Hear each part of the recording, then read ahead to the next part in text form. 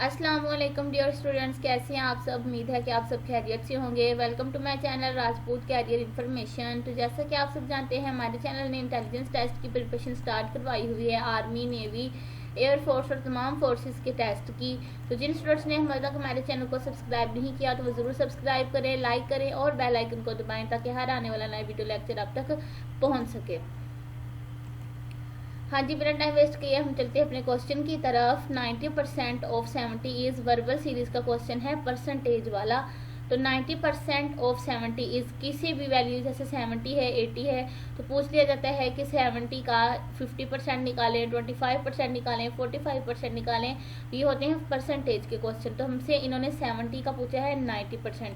तो सेम सा आसान सा तरीका है, जहाँ भी परसेंटेज होती है उसको हमने ख़त्म करने के लिए डायरेक्टली ये देख लें, ये लाइन का आप 1 लगा लें और ये वाला सर्कल और ये वाला सर्कल उसके लिए 100 लगा लेंगे। जहाँ पर ये परसेंटेज का साइन होगा वो ख़त्म करने के लिए वहाँ पर हमने 100 लगाना होता है। अब ये 90% को कैसे किया, 90% था तो 90 का 90 वैसे लिख लिया, परसेंटेज की जगह डिवाइड बाय 100 लगा लिया, तो ये 90% हमारे पास यहाँ तक इतना सा सॉल्व हो गया। और जहाँ भी ऑफ लिखा हुआ आता है, ऑफ का मतलब मल्टीप्लाई ही होता है। जब 90/100 आ गया तो ऑफ की जगह हमने लगा लिया मल्टीप्लाई, और 70 वैसे का वैसे 90 को 100 पे डिवाइड करेंगे और मल्टीप्लाई कर देंगे 70 के साथ, हमारे पास आंसर निकल आएगा 63। तो ये परसेंटेज का क्वेश्चन आपको क्लियर हो गया होगा कि बस परसेंटेज को ख़त्म करते हैं। सबसे पहले डिवाइड के ज़रिए मतलब उसको 100 कर लेंगे, जहाँ पर परसेंटेज का साइन होगा फिर सारे वाले को पहली वाली वैल्यू को डिवाइड करके नेक्स्ट वाले के साथ मल्टीप्लाई कर लेंगे, तो सिंपली हमारा परसेंटेज का जो आंसर है वो सोल्व हो जाएगा। इस तरह ये वर्बल सीरीज़ के क्वेश्चन जो आजकल हमारी जो सीरीज़ चल रही है, पिछले भी मैंने लेक्चर्स दिए हैं, तो उनमें भी जिन स्टूडेंट्स ने अभी तक वो वॉच नहीं किया, जिन स्टूडेंट्स ने अभी तक अपना टेस्ट देना है और वो हमारे चैनल पर नए हैं, तो पिछले प्रीवियस लेक्चर ज़रूर देखें, उससे ज़्यादा आपका IQ लेवल जो है वो फास्ट हो जाएगा। चलते हैं नेक्स्ट क्वेश्चन की तरफ। ये मोस्टली रिपीटेड क्वेश्चन है, वो जो इंटेलिजेंस टेस्ट में अक्सर रिपीट होते रहते हैं, तो ये उन टेस्ट में से आपके जो क्वेश्चन हैं वो लिए गए हैं। Salim has average of 60 in 4 subject. Salim जो है उसने एवरेज हासिल की है 60 की, इतने सब्जेक्ट में, 4 में, जैसे बायो लगा लें, फिजिक्स, केमिस्ट्री, इंग्लिश, तो समझ लें कोई 4 सब्जेक्ट हैं, उनमें से उसकी एवरेज निकली है 60। तो Salim average drops to 58 after attempting next test. अगले टेस्ट जब उसने दिया, पहले इसकी परसेंटेज हमारे पास कितनी आई थी 60, लेकिन जब उसने नेक्स्ट टेस्ट दिया तो उसमें उसकी 60 की बजाय एवरेज जो है वो ड्रॉप हो गई, गिर गई नीचे और 58 हो गई, 2 गुना कम हो गई after attempting next test. Find grade हमने फाइंड करना है, यानी नंबर हमने फाइंड करने हैं, कितने नंबर उसके हुए होंगे, चौथे टेस्ट में उसके कितने नंबर हैं और 5वें में कितने, और कितनी उसकी वो वैल्यू जो है मार्क्स की गिर गई है। एवरेज ऑफ 4 सब्जेक्ट कितनी हमें बताइए, उन्होंने 4 में उसकी एवरेज कितनी है 60 है। तो टोटल मार्क्स हमें कैसे पता चलेगा, जब हम 4 को उसकी एवरेज के साथ मल्टीप्लाई करेंगे। 4 है सब्जेक्ट, कितने सब्जेक्ट थे 4, एवरेज कितनी थी 60, जब उन दोनों को हम मल्टीप्लाई करेंगे तो हमारे पास निकलेगी एवरेज, निकलेगी कितनी आई 240, उसकी एवरेज थी 4 टेस्टों की। तो नेक्स्ट जो हमारे पास टेस्ट होगा वो 5th वाला होगा, यानी 4 टेस्ट में उसकी 60 थी, जब इनको मल्टीप्लाई किया तो 240 निकली। अभी हमें उसने बोला है कि जो नेक्स्ट टेस्ट है उसमें उसकी जो एवरेज है वो ड्रॉप होगी, गिर गई है, वो 58 बन गई। नेक्स्ट टेस्ट होगा वो 5th वाला टेस्ट होगा, यानी after next test average of 5 subject कितनी हो जाएगी 58 उसने बताया हमें। अगला जो नेक्स्ट टेस्ट था वो 5 सब्जेक्ट में होगी थी 58। तो ये कितने मार्क्स बनते हैं, अगर हम 5 को 58 से मल्टीप्लाई करें तो ये बनती है 290। अभी उसने ये नहीं पूछा कि मार्क्स कितने हैं, उसने पूछा है कि गिरी कितनी है, वो बताना है। अब ये वाली जो हमारे पास नेक्स्ट अगले टेस्ट की निकली है और ये जो पिछले टेस्ट की निकली है, इन दोनों को हम करेंगे माइनस, तो हमारा आंसर आ जाएगा। Marks in the next test में क्या आया, 290 में से 250 को जब माइनस किया तो हमारे पास 50 इसका राइट आंसर आ गया, कि उसके जो मार्क्स थे नेक्स्ट टेस्ट में वो 50 आए हैं। चलते हैं नेक्स्ट क्वेश्चन की तरफ। स्टूडेंट्स, अगर आपको कोई डाउट है, कोई समझ नहीं आ रहा, तो आप कमेंट सेक्शन में हमें लाजमी पूछें, आपको जवाब देंगे। तो जिस बात की आपको समझ नहीं आ रही वो लाजमी पूछा करें। 10 men dig a well in 5 days। अब ये स्टेटमेंट अच्छे से पढ़ें कि आदमी थे हमारे पास 10, डिग अ वेल उन्होंने एक कुआं खोदा है इन 5 डेज कितने दिनों में, 5 दिनों में। 10 आदमियों ने 5 दिनों में एक कुआं खोदा।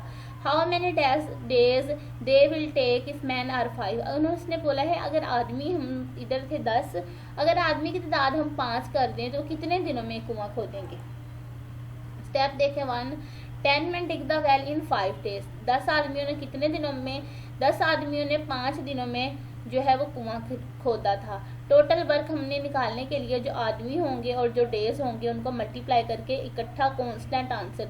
मैन और डेज जब हम दोनों एक जैसी चीज़ें को नहीं मल्टीप्लाई करते, अलग-अलग होते हैं, जैसे मैन अलग हैं डेज अलग हैं, तो हम इसको कांस्टेंट रख लेते हैं, इसको बोलते हैं कांस्टेंट। 10 आदमी और 5 दिन, जब इन दोनों को मल्टीप्लाई किया तो ये बन गया 50 मैन और डेज, ये इकट्ठा कांस्टेंट आंसर आया। अब स्टेप 2 में हमने क्या करना है, if only 5 man are working. अभी आदमी उन्होंने किसने कम कर दिए, पहले 10 थे, अब हमने जब 5 कर दिए तो डेज हमारे पास कैसे निकलेंगे, टोटल मैन डेज जो हमारे पास टोटल ये मैन डेज ये वर्क निकला था उसको मल्टीप्लाई करेंगे, डिवाइड करेंगे मैन से। जितने मैन अब हमारे पास कम हो गए हैं उसके डिवाइड कर। ये देखें अब टोटल मैन डेज हमारे पास निकले थे 50 और जो आदमियों की तादाद हमने 10 की बजाय 5 कर दी, उसके साथ इसको कर दिया गया डिवाइड। 5 का टेबल पड़े 50 आए, 5 10 50, तो दिन हमारे पास कितने होंगे 10। ये एक तरह से ऑपोजिट भी बन रहा है कि 10 मैन थे तो 5 डेज थे, और अगर यहाँ पर अभी उन्होंने क्या कर दिया है, मैन 5 कर दिए तो डेज 10 हो जाएंगे। ऑपोजिट भी एक दूसरे का वर्क है, 10 मैन तो 5 डेज और 5 मैन तो 10 डेज। सिंपली इतना मुश्किल नहीं है, आसान सा क्वेश्चन है। तो फाइनल आंसर हमारे पास है 5 मैन विल टेक 10 डेज। अगला क्वेश्चन है जी हमारे पास, सलमान इज 4 years ओल्ड। ये एज वाला क्वेश्चन होता है, बहन भाइयों की एज पूछ ली जाती है, कजनों की पूछ ली जाती है, तो ये एज वाले एज रिलेशन के क्वेश्चन होते हैं। Salman is 4 years old. Salman कितने साल का है, 4 साल का। Ali's age is twice of Salman. Ali की जो एज है, उम्र है, वो सलमान की उम्र का 2 गुना है। यानी अगर सलमान 4 साल का है तो अली की एज उससे 2 गुना होगी। 2 को 4 से मल्टीप्लाई करेंगे यानी 8 साल होगी, यानी उससे डबल है। व्हेन सलमान इज 12, जब सलमान 12 साल का होगा, years old, what will be the age of Ali, तो अली की उम्र कितनी होगी। चलते हैं सोल्यूशन की तरफ। सलमान एज, प्रेजेंट एज जो है सलमान की कितने साल है जी, 4 साल है।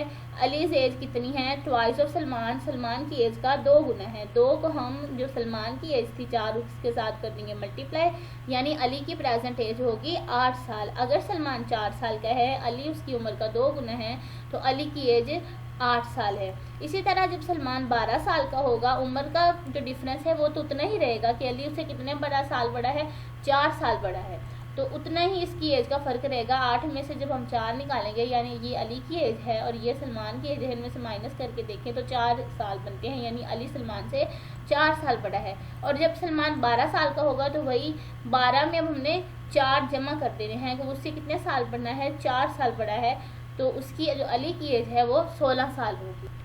स्टूडेंट्स ये मिस्टेक कर देंगे कि ये देख लें, यहाँ से बिना सोल्व किए कर देंगे कि सलमान की उम्र 4 साल थी और अली की एज उसकी उम्र का 2 गुना थी, तो 4 तो 8 हो गया। तो इसी तरह जब सलमान की उम्र 12 साल होगी तो अली की एज क्या होगी, 24 कर देंगे, 12 को 2 से मल्टीप्लाई कर देंगे। ये बिल्कुल करेक्ट मेथड नहीं है, इस तरह आपने पहले निकालनी है। अली की जो एज होगी उससे 2 गुना थी, उसकी एज का जो अली की एज निकली है, जो सलमान की एज निकली है, उन दोनों को कर लेंगे माइनस। 8 में से जब 4 निकले तो 4 बच गए।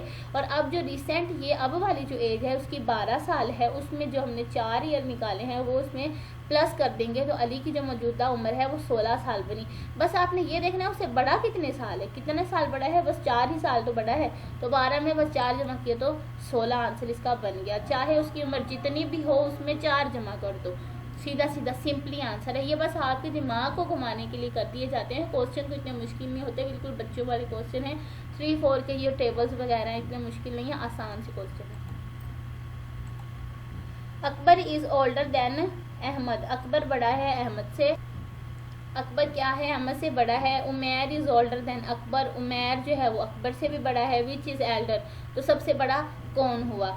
ये भी देखें, ये भी कंफ्यूजन के लिए होते हैं कि ओल्डर है, एल्डेस्ट है, यंगर है, यंगेस्ट है, इस तरह के क्वेश्चन, बड़ा छोटा, ये भी इजी है। सबसे पहले उन्होंने क्या बोला, आपने सीधा सीधा ये ग्रेटर देन और जो स्मॉलर देन ग्रेटर देन वाले जो होते हैं ना, इन साइंस के ज़रिए आप इसको आसानी से कर सकते हैं। Akbar is older than Ahmad, Akbar जो है वो अहमद से बड़ा है, आपने अकबर लिखा अहमद लिखा, उनके दरमियान ग्रेटर देन का साइन लगा दिया, ठीक है। आगे है Umair is older than Akbar, अब Umair is older than Akbar के लिए उमैर लिखा और अकबर लिखा, उमैर बड़ा था तो उमैर की तरफ दो मुहिम खोल दिए यानी ग्रेटर देन लगा दिए, यानी उमैर अकबर से बड़ा है। अब इनको बस रीअरेंज करके सीधा सीधा लिख देंगे, दोनों को जब हम कंबाइन करेंगे देखें अकबर जो है वो अहमद से बड़ा है, ये नीचे एंड पे लिख दिया अकबर बड़ा है अहमद से, लेकिन जो उमैर है वो तो अकबर से भी बड़ा है, तो उमैर और अकबर इस तरह लिख दिया, उमैर शुरू पे आ गया। सबसे बड़ा उन्होंने पूछा विच इज़ एल्डर, सबसे बड़ा कौन है, तो उमैर जो है वो सबसे बड़ा है, Umair is the right answer.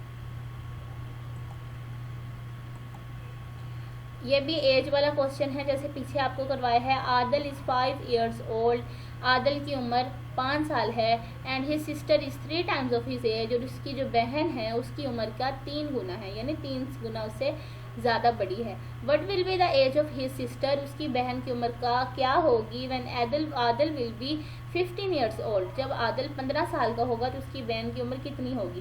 Question को दोबारा समझ लें। आदल 5 साल का है और उसकी बहन उसकी उम्र का 3 गुना है, जब आदल 15 साल का होगा तो उसकी सिस्टर की एज क्या होगी। चलते हैं सोल्यूशन की तरफ।